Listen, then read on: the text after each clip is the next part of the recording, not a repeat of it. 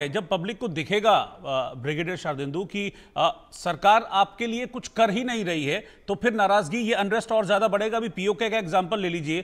PoK के budget में वैसे तो पाकिस्तान खूब कश्मीर कश्मीर कश्मीर कहता है, हिंदुस्तान पे उंगली उठाता है कि देखो भाई तुम अपने कश्मीर के लोगों को कैसे रख रहे हो, आप क्या कर रहे हैं अपने कश्मीर में। दूसरों पे उंगली उठाने वाले आप देखिए ना, आपने पीओके में क्या किया, उसके बजट को काट दिया, 16% बजट में कटौती करके आपने कहीं और उसको लगा दिया। अनरेस्ट जहां पर ऑलरेडी पहले था वहां पर आप ये चीजें कर रहे हैं, तो फिर पब्लिक के दिमाग में क्या चीज जाएगी आपके लिए।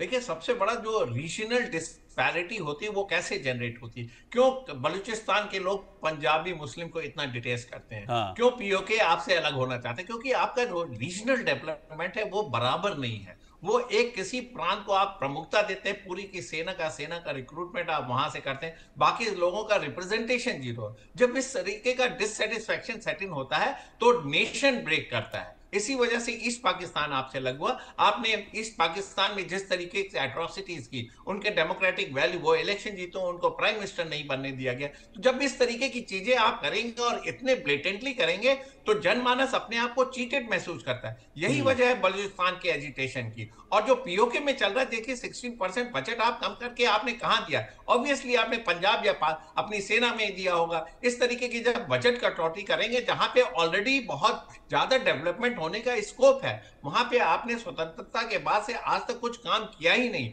और आज की डेट में देखिए, डिजिटल वर्ल्ड है, इंफॉर्मेशन का इनफ्लो आउटफ्लो होता है। वो देखते हैं हिंदुस्तान के कश्मीर में कितनी खुशहाली है, किस तरीके से टूरिज्म अपने चरम सीमा पे था, किस तरीके से वहां डेवलपमेंट है, किस तरीके से वहां प्रॉस्पेरिटी आ रही। जब वो कंपैरिजन करते तो उन्हीं के भाई यहां अच्छे हैं और उनके वहां हक और हकूक मारे जा रहे हैं, तो कंपैरिजन होना स्वाभाविक है। और जब इस तरीके का डिससेटिस्फैक्शन लोगों में सेट इन होता है तो नेचुरली उनकी जो फेथ है अपने गवर्नेंस के प्रति, अपने देश के प्रति, वो कम होती है। वो अपने आप को नेग्लेक्टेड फील करते हैं। आपको हम्म। बेसिक चाहिए क्या नेशन से? एक सिक्योरिटी चाहिए, हेल्थ चाहिए, एजुकेशन चाहिए, एम्प्लॉयमेंट चाहिए। इन सारे फ्रंट पे जब आप फेल हो जाते हैं तो नेशन एक रह नहीं सकता। और साथ में डिस्पैरिटी, हर एक चीज आपको आज की डेट में मद्देनजर रखना पड़ेगा। जब आप उनके नेचुरल रिसोर्सेज को एक्सप्लॉइट करते हैं, उनके तमाम चीजों को अपने में मिलाने की कोशिश करके एक किसी प्रांत या एक किसी सेक्ट या एक किसी सेना को देते हैं, तो नेचुरली एक बड़ा स्क्यूड डेवलपमेंट नेशन का होता है। ये पाकिस्तान के सियासतदान नहीं समझ पाए और ये आज से नहीं हो रहा। देखिए, पंजाब के जो मुस्लिम है उन्होंने पूरा पाकिस्तान को सिंस इंडिपेंडेंस डोमिनेट किया हुआ है। उन्हीं की वजह से देखिए इस तरीके का, चाहे सिंध में देखिए एक समय एमक्यूएम का मूवमेंट चला था, जो मुजाहिर यहां से मुस्लिम गए थे वहां पे उनको वो रिकॉग्निशन नहीं थी, उन्होंने बहुत बड़ा मूवमेंट उठाया था। इसी वजह से सिंध आपसे अलग होना चाह रहा था, क्योंकि ज्यादातर लोग जाके सिंध में सेटल हुए थे। बलूचिस्तान के रिसोर्सेज को आपने एक्सप्लॉइट किया, एम्प्लॉयमेंट जनरेट नहीं किया, यूथ को वो आउटिंग नहीं दिया, सेना में रिप्रेजेंटेशन नहीं दिया, और तमाम तरीके के आपने वहां पे डेवलपमेंट एक्टिविटी, उनके रिसोर्सेज को अनजस्टिफाइबल तरीके से एक्सप्लॉइट किया, तो वहां रिसेंटमेंट हो गया। और वो कहीं ना कहीं देखिए 1947 से आज तक वो कभी अपने आप को पाकिस्तान का हिस्सा मानते ही नहीं थे। कहते हम हम्म। बलूच हैं, हम तो पाकिस्तान से हमें कोई लेना देना नहीं, बिल्कुल। हमारे कल्चर अलग है, हमारे ट्रेडिशंस अलग है, हमारी कोई एफिनिटी नहीं है पाकिस्तान के साथ। अगर उनको कहीं मिलना था तो वो 1947 में हिंदुस्तान के साथ मिलना था, क्योंकि हम बड़े कल्चरली उनके साथ एसोसिएट करते हैं। और जिस तरीके की ओपननेस इंडिया में है उसी तरीके की ओपननेस बलूचिस्तान के लोग चाहते थे। तो कोई भी नहीं चाहेगा किसी भी दकियानूसी सियासत या दकियानूसी विचारधारा से जुड़ना। आपको ओपन होना पड़ेगा, जो कि पाकिस्तान पूरी तरीके से फैल रहा। आप time to time martial law लगा देते हैं, टाइम टू टाइम वहां के जो चीफ ऑफ आर्मी स्टाफ है वो उनकी तूती बोलती है। और जब सेना के लोगों में एक तरीके का ट्रेड और कॉमर्स का माइंड सेट इन हो जाएगा, एक तरीके का करप्शन सेट इन हो जाएगा, तो वो राष्ट्रभक्ति नहीं हो जाती, फिर वो एडमिनिस्ट्रेशन में आ जाता है। वो आज की डेट में पाकिस्तान की आर्मी नॉन प्रोफेशनल आर्मी हो रखी है। वो एडमिनिस्ट्रेशन करती है, वो एक्सटॉर्शन करती है, वो किलिंग करती है, वो किडनैपिंग करती है, वो अपने कॉमर्स एंड ट्रेड की एक्टिविटी चलाती है। लेकिन उनका जो देश में जो बेसिक रोल है कि उसकी सोवरेनिटी और इंटरनल सिचुएशन को कंट्रोल करना, वो आप नहीं कंट्रोल कर पाते हैं। तो जो आप कह रहे हैं बिल्कुल ठीक कह रहे हैं, ये गृह युद्ध की स्थिति है। हम्म। बस एक धक्का लगाने की जरूरत है। हिंदुस्तान जिस दिन चाहे उनके चार टुकड़े कर सकता है। हम्म। एक हमारे विल अगर हम तैयार हो जाए, अगर हिंदुस्तान जिस दिन चाहे पीओके को अपने में मिला सकता बलूचिस्तान को इंडिपेंडेंट। एक स्टेटमेंट दीजिए, रिकॉग्नाइज करिए, देखिए किस तरीके से विश्व फोरम में लाइन लगती है, एक के बाद उसको लोग रिकॉग्नाइज करेंगे। तो यही उनके लीडरशिप की भी अपील है कि हिंदुस्तान उनकी और मदद करे। लेकिन हमारी जो एक्सटर्नल अफेयर्स की पॉलिसी, हम किसी के इंटरनल मैटर में इंटरफेयर नहीं करते, लेकिन जिस दिन बलूचिस्तान इंडिपेंडेंट होगा हिंदुस्तान जरूर उसको रिकॉग्नाइज करेगा, ऐसा अच्छा, मेरा मानना है। मैं आपसे पूछ रहा हूं एज ए डिफेंस एक्सपर्ट, क्या भारत को करना चाहिए इंटरफेयर बलूचिस्तान वाले मैटर में, डायरेक्ट सामने आना चाहिए?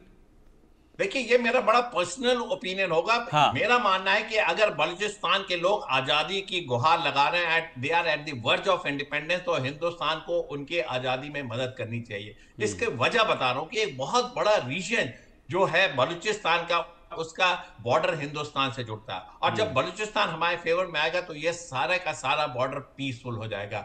आप देखिए रन ऑफ कच्छ और जो राजस्थान से लगता हुआ इलाका जो आपका बलूचिस्तान से लगेगा, वहां पीस एंड ट्रैंक्विलिटी होगी, वहां पे प्रोग्रेस होगा, वहां पे आपको एंटी इंडिया एक्टिविटी होती हुई नहीं दिखेगी, और एक आपका फेवरेबल एलाय पाकिस्तान या उस रीजन में होगा जो कि आपकी कनेक्टिविटी हिंदुस्तान और बलूचिस्तान और नेपाल में प्रोवाइड करेगा। जो हमारा देखिए नॉर्थ साउथ का जो कॉरिडोर बन रहा है, जो चाबार पोर्ट पे हम जो तमाम तरीके का इन्वेस्टमेंट कर रहे हैं, जिससे हिंदुस्तान के गुड्स मिडिल ईस्ट होते हुए सेंट्रल एशियन रिपब्लिक और यूरोप में जाएंगे, जिसकी कॉस्ट इतनी कम होगी, आपको एक अनदर एक्सेस मिलता है, एक इतना बड़ा इलाका जहां पीस ट्रैंक्विलिटी और आपके बिजनेस एंड ट्रेड को वो प्रमोट करेगा। क्यों नहीं ऐसे इलाके को हम एक्सप्लॉइट कर सकते हैं या उनके साथ इस रीजन में स्टेबिलिटी या पीस ला सकते हैं। पाकिस्तान एक रोग स्टेट है, पाकिस्तान भी इस काम को कर सकता था, लेकिन पाकिस्तान का मकसद सिर्फ जेएनके के इशू को इंटरनेशनलाइज करना है, एंटी इंडिया सेंटिमेंट पे इलेक्शन लड़ना,